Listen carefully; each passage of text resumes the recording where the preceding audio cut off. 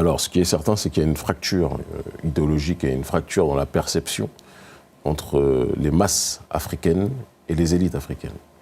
La plupart de nos dirigeants, pour ne pas dire la quasi-totalité, sont soumis à l'élite occidentale. Ils sont un petit peu comme des animaux de compagnie de ces élites occidentales-là. Et donc tout ce que l'Occident fait, tout ce que l'Occident dit est bon selon eux.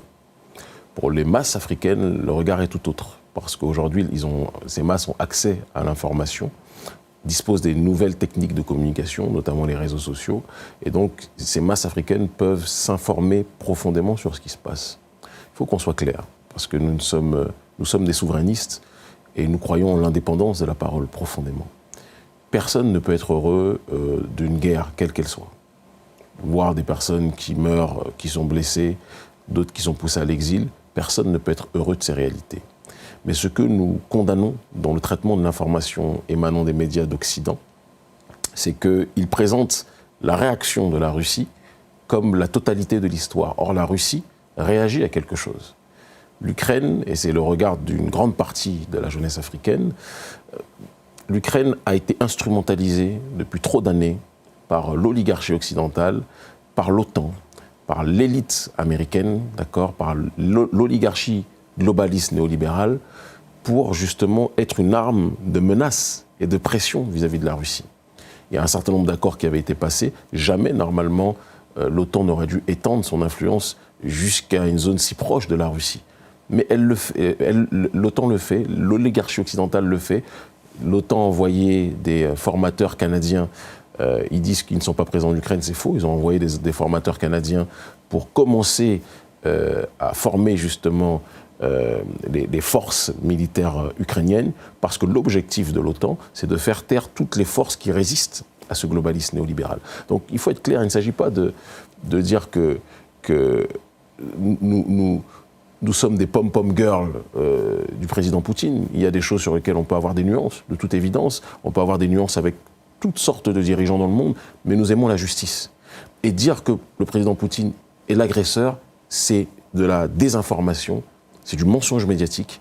Et nous sommes du côté de la réalité, de la vérité. Donc nous sommes dans une logique d'équilibre, de justice et de rectitude informative qui nous pousse à être dans cette démarche.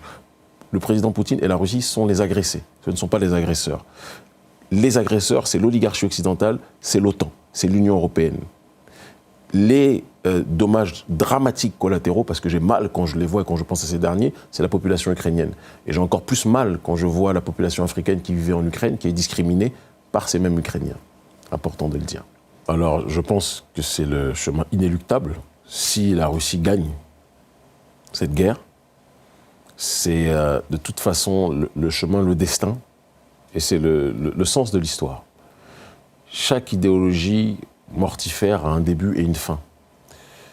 Le capitalisme n'a été freiné par rien. L'effondrement du mur de Berlin a vu sa consécration et a vu sa mutation dans une forme encore plus violente qui est le globalisme néolibéral. Le communisme s'est éteint, a même fini par adhérer, non pas à un globalisme néolibéral sur le terrain économique, certainement pas, mais sur un globalisme néolibéral sur le terrain sociétal. Ce globalisme-là est devenu une religion pour l'Occident et pour toutes les nations influencées par cette dernière. Mais en face, il y a eu un nouveau courant qui est monté, qui est le courant du souverainisme. Le courant du souverainisme traditionnaliste, qui est enclin dans une dynamique de solidarisme des peuples. Et cette réalité-là, aujourd'hui, si la Russie gagne cette guerre, peut prendre encore plus de valeur et d'ampleur. C'est ce que nous faisons sur le continent africain, ce que nous menons dans le cadre de notre combat de résistance contre le colonialisme, contre l'impérialisme sous toutes ses formes. Et si la Russie réussit cela, elle pourra en être une garante parmi d'autres. Notre combat est un combat de résistance. Un combat de résistance contre les diverses forces qui ont voulu diaboliser, déstructurer, déconstruire et spolier notre continent.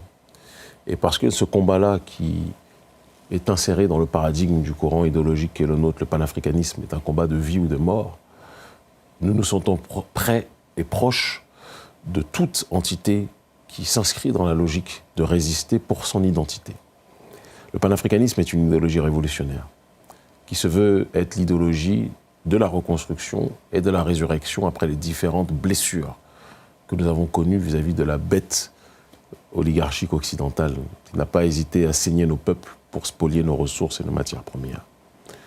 C'est une idéologie de révolution, c'est une théologie de la révolution, si je devais reprendre les propos de Don Helder Camara. Et notre logique de résistance va dans le sens de transcender les différences qui sont des richesses, parce que la diversité est une richesse. Mais la diversité d'un bouquet de fleurs n'empêche pas le constat que ce sont toutes des fleurs. Eh bien, l'Afrique, c'est ça. C'est une mosaïque d'identité, mais qui, lorsqu'elles se rapprochent, se rendent compte, comme le disait le professeur Charanta Diop, qu'elles ont beaucoup plus de choses qui les réunissent que des choses qui les séparent. Et un doigt unique ne peut rien faire, 2 doigts ou 5 doigts séparés ne peuvent rien faire, mais quand ils s'unissent ces doigts et que le poing se ferme, ce poing a beaucoup plus de poids quand il s'agit d'attaquer et de résister.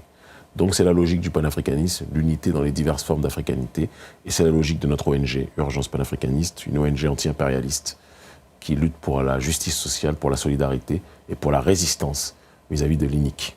Voilà.